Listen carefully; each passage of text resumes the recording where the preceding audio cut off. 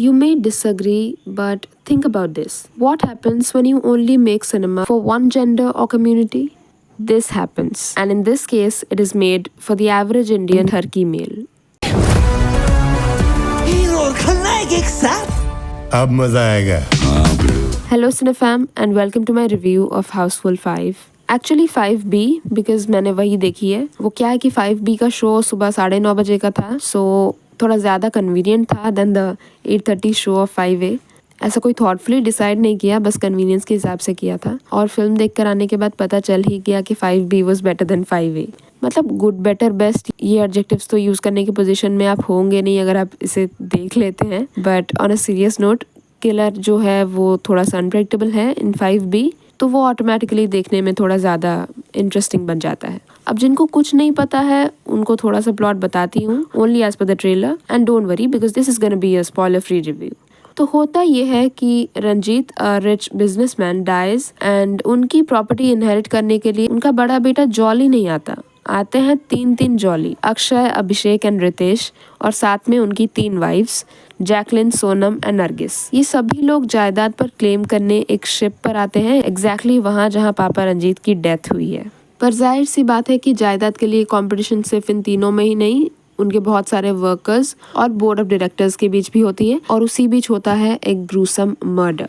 अब मर्डर किसका हुआ, क्यों हुआ और किसने किया, इसके लिए तो आपको मूवी देखनी होगी. हम चलते हैं towards the very few things that were good in the film. शुरुआत तो अक्षय कुमार से करनी होगी बिकॉज जितना भी मैं थोड़ा बहुत हंसी हूँ इसमें, that is entirely because of his comic timing. And frankly, I don't think I'm ever gonna see a day when he'll not be this funny.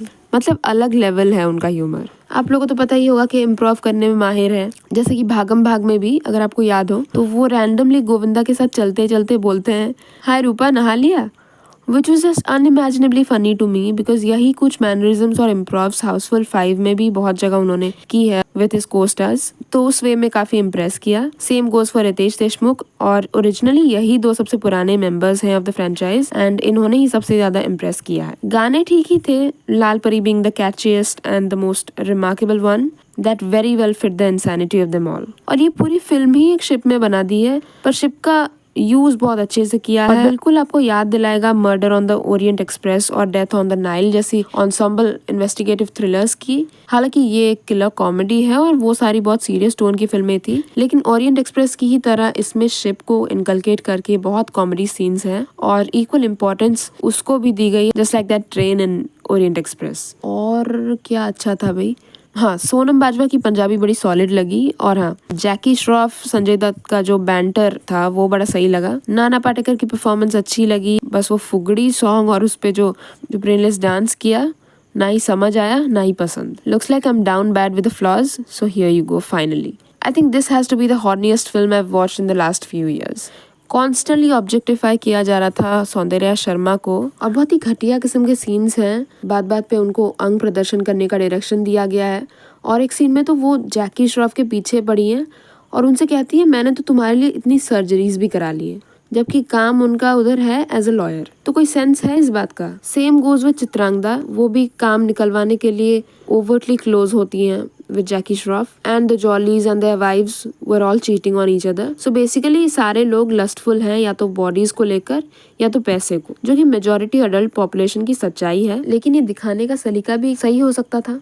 और लास्ट में फिर AI का इस्तेमाल करके कुछ अजीब से फ्यूचर फोटोज चिपका दिए और बन गई फिल्म. तो मोस्टली यही था मेरा रिव्यू या रैंट, आप जो भी कह लीजिए. एक ब्रेनलेस ब्रेन रॉट कॉमेडी के हिसाब से भी हाउसफुल 5 के स्टैंडर्ड्स बहुत लो हैं. फालतू के अडल्ट सीन्स डाले हैं जिससे फिल्म प्रॉब्लमेटिक लगती है. तो अब आप डिसाइड कीजिए आपको ये थिएटर्स में देखनी है कि नहीं. And I will see you soon in another one. Till then watch good cinema, support all kinds of artists, and you can start from here if you like my videos. Here are my socials, and thanks to each one of you for watching this till now. Thank you so much.